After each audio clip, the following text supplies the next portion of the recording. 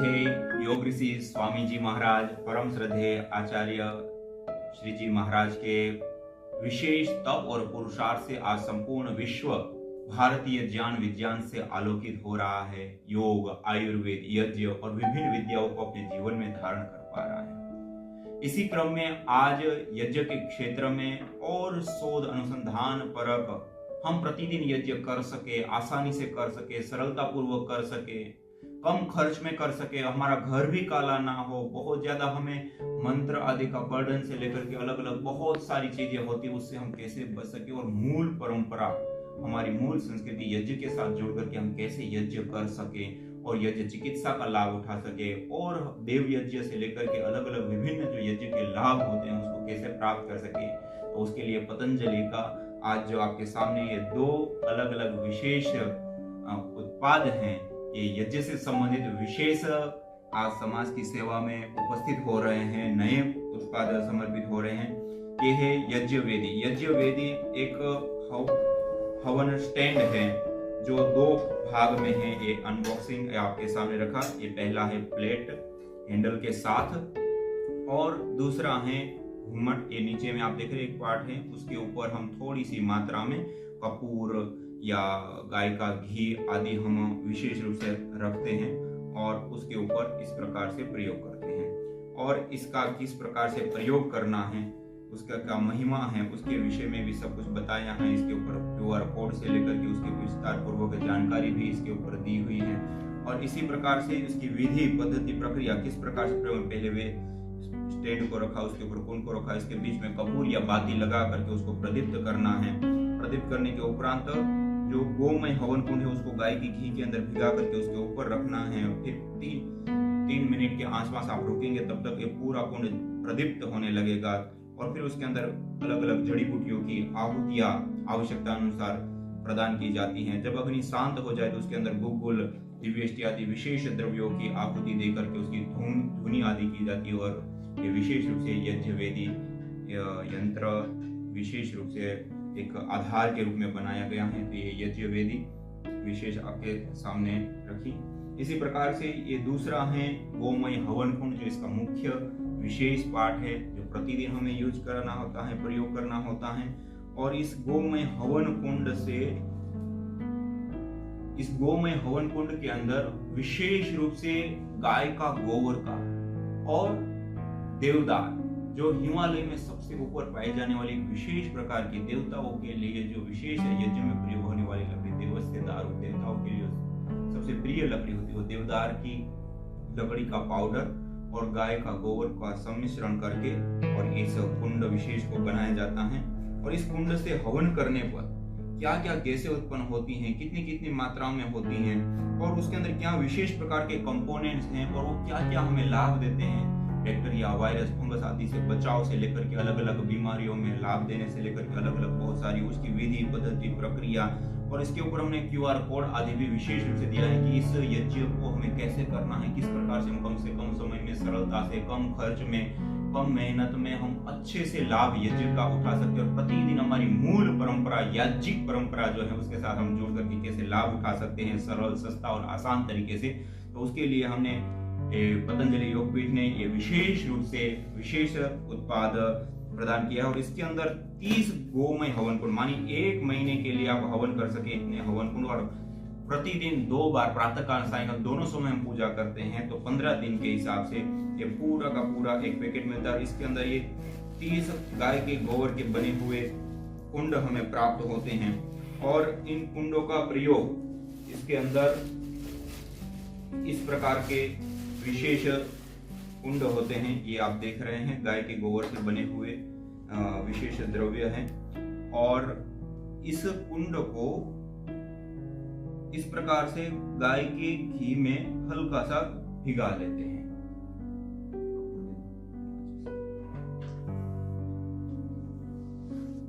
इस प्रकार से गाय के गोबर के कुंड को थोड़ा सा भिगा लेते हैं।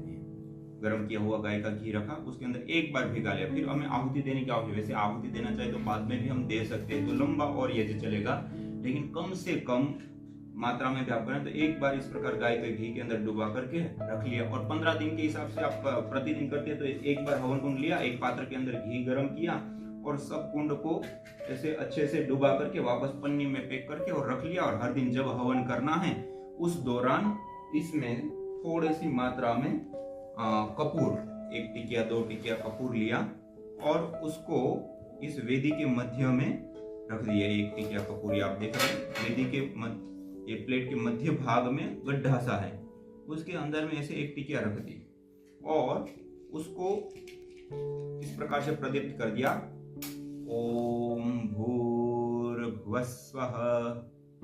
और प्रदीप्त करने के उपरांत उसके ऊपर ये जो विशेष स्टैंड है उसको इस प्रकार से यज्ञ वेदी को रख देते हैं और उसके ऊपर इस कुंड को ओम भूर्भुवस्वर्योरिव भूम्ना पृथिवी वरिम्ना तस्या आस्ते पृथिवी देव यजनि पृष्ठे अग्निमन्नादमन्नाध्यायादरे ओम उद्बुद्ध्य स्वाग्ने प्रतिजागृहे त्वमिष्टापूते सखं सृजेशा मयञ्च अस्मिन् सदस्थे अद्युत्तरस्मिन् विश्वे देवा यजमानश्च सीदत आदि जो समिधाधान अज्ञाधान आदि के जो मंत्र होते हैं उसका पाठ भी हम कर सकते हैं। ऐसे रखा। इसके बाद हमें 2, 2.5, 3 मिनट की हमें अपेक्षा होती है। 2, 2.5, 3 मिनट में अर्थात 1 कपूर की टिकिया जब तक प्रदीप्त होती है, 1 बाती जब तक प्रदीप्त होती है, तब तक में ये कुंड पूरी तरह से अग्नि को पकड़ लेता है, अच्छी प्रकार से अग्नि प्रदीप्त होने लगती है। तब तक में आप ईश्वर स्तुति प्रार्थना उपासना के मंत्र करना है, आचमन करना है, अंग स्पर्श करना है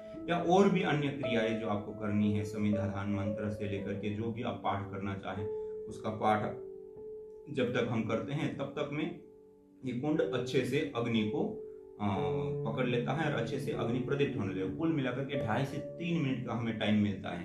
2.5 से 3 मिनट के समय के अंदर हम ईश्वर स्तुति प्रार्थना उपासना आचमन अंग स्पर्श आदि क्रिया कर सकते हैं और उतनी देर में ये हवन कुंड अच्छे से प्रदीप्त होने लगता है। और जैसे ही प्रदीप्त अच्छे से होता है उसके उपरांत उसके अंदर हम जड़ी बूटियों का विशेष रूप से प्रयोग करते हैं और उसमें जो भी अपनी आवश्यकता के अनुसार कोई भी रोगानुसार हवन सामग्री ले लेते हैं। जैसे पतंजलि द्वारा निर्मित सामान्य रूप से हवन करने के लिए दिव्य हवन सामग्री, आस्था पूजा हवन सामग्री आदि का प्रयोग करते हैं। विशेष रोगों के अनुसार प्राणेष्टि हवन सामग्री है, मेधेष्टि हवन सामग्री है, हृदयेष्टि हवन सामग्री है, संततिष्टि हवन सामग्री है, चर्मेष्टि हवन सामग्री है, वातेष्टि पित्तेष्टि कफेष्टि हवन सामग्री है, वात पित्त दोष कफ दोषों के लिए। तो इस प्रकार से अलग अलग आवश्यकता अनुसार कोई भी एक हवन सामग्री का चयन किया और अब आप देख रहे हैं 2-2.5 मिनट में अच्छे से अग्नि 1 फीट के आसपास तक ऊपर उठने लग जाती हैं। जब इस प्रकार से अच्छे से अग्नि की लपटें उठने लगे तो उस समय मंत्र पाठ करते हुए उसमें कुछ विशेष आहुतियां हम देते हैं।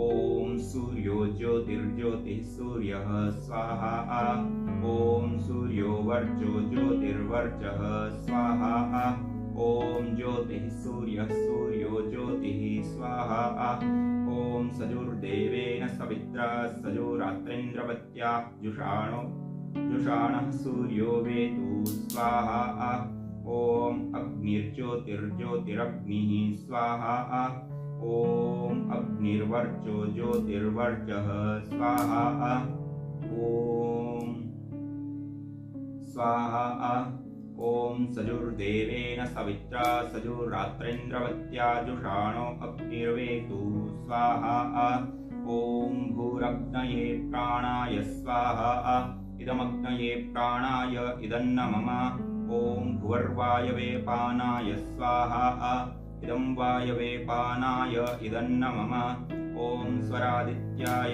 व्यानाय स्वाहा, इदमादित्याय व्यानाय इदन्न मम, ओम भूर्भुवस्वरग्निवायवादितेभ्यः प्राणापानव्यानेभ्यः स्वाहा, इदमग्निवायवादितेभ्यः प्राणापानव्यानेभ्यः इदन्न मम, ओम आपो ज्योतिरसोमृतं ब्रह्म भूर्भुवस्वरों स्वाहा, ओम या मेधां देवगणः पितरश्च उपासते तया मामद्य मेधयाग्ने मेधाविनं कुरु स्वाहा, ओम विश्वानि देव सवितर्दुरितानि परासुव यद्भद्रं तन्न आसुव स्वाहा, ओम अग्नेनय सुपथाराये अस्मान् विश्वानि देव वयुनानि विद्वान् युयोध्यस्मज्जुहुराणमेनो भूयिष्ठान् ते नम उक्तिं विधेम स्वाहा, ओम भूर्भुवस्वः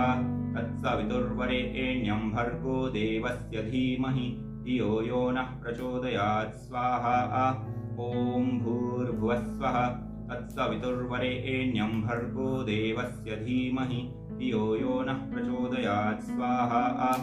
ओम भूर्भुवस्वः तत्सवितुर्वरेण्यं भर्गो देवस्य धीमहि धियो यो नः प्रचोदयात् स्वाहा। ओम त्र्यंबकं यजामहे सुगंधिं पुष्टिवर्धनम् उर्वारुकमिव बन्धनान् मृत्योर्मुक्षीयमामृतात् स्वाहा। ओम त्र्यंबकं यजामहे सुगंधिं पुष्टिवर्धनम् उर्वारुकमिव बन्धनान् मृत्योर्मुक्षीयमामृतात् स्वाहा। ओम त्र्यंबकं यजामहे सुगंधिं पुष्टिवर्धनम् उर्वारुकमिव बन्धनान् मृत्योर्मुक्षीयमामृतात् स्वाहा। ओम सर्वं वै पूर्णं स्वाहा। ओम सर्वं वै पूर्णं स्वाहा। ओम सर्वं वै पूर्णं स्वाहा। ओम सर्वे भवन्तु सुखिनः सर्वे सन्तु निरामयाः सर्वे भद्राणि पश्यन्तु मा कश्चित् दुःखभाग् भवेत्। त्वमेव माता च पिता त्वमेव बन्धुश्च सखा त्वमेव विद्या द्रविणं त्वमेव सर्वं मम देव देव। ओम शांति शांति शांति ओम। तो इस प्रकार से ये देव यज्ञ की जितनी आहुति होती वो भी हम कर सकते हैं। नहीं आता है तो गायत्री मंत्र, महामृत्युंजय मंत्र या कुछ भी नहीं आता है तो ओम का उच्चारण करते हुए ही स्वाहा के साथ आप 11, 21, 51, 108 अलग अलग आहुति आप दे सकते हैं। थोड़ी थोड़ी मात्रा में सामग्री लेकर के ऐसे आहुति देते गए और इस प्रकार से यज्ञ को हमने संपन्न कर दिया। और ये छोटा सा होता है, ना इतना धूम्र होता है कि घर काला होता है, ना उतना खर्च होता है, सामान्य सा खर्च होता है। और दूसरा बहुत ही सरल है, आसान है। ये हमने आप देखिए नीचे तो दरी बिछी हुई है, उसी के ऊपर हमने कर दिया। इसमें ना इतना गर्म होना, कुछ ऐसा होना। और आप इसमें अच्छे से अग्नि होती है, आप आरती भी उतार सकते हैं, घर में सब जगह पर घुमा सकते हैं, अलग अलग घर के अंदर, स्थान के अंदर, मंदिरों के अंदर। और इस प्रकार से पूरी तरह से प्रयोग होने वाली ये विशेष सामग्री। और इसके बाद जैसे अग्नि शांत हो गई तब भी ये कुंड ऐसा का ऐसा बना रहता है।